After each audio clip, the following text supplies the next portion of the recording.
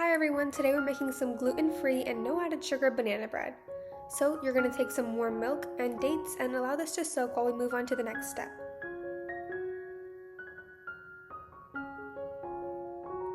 Set this aside while we mash up 2 very ripe bananas with a fork, and then when you're done it should look something like this. In a blender you're going to add back your date mixture and blend until it's smooth.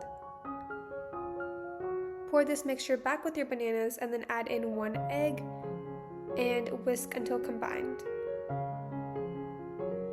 Then add in half teaspoon vanilla extract and mix that in as well.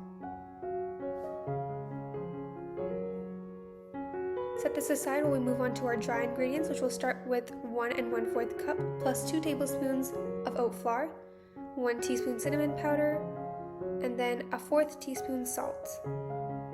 You're going to add 3/4 teaspoon baking soda and then a half teaspoon of baking powder. Mix that until combined, and then we're going to bring back our wet ingredients to combine everything together. Pour in your dry ingredients and fold that in. Careful not to overmix, just mix until it is combined fully. Add chopped pecans and walnuts, and then I also added some semi-sweet chocolate chips. Fold all of this in, and then we're going to distribute it into our baking pans and bake at 350 for 35 to 45 minutes, and then once it's baked, allow it to cool before you enjoy. Hope you like it. Thank you!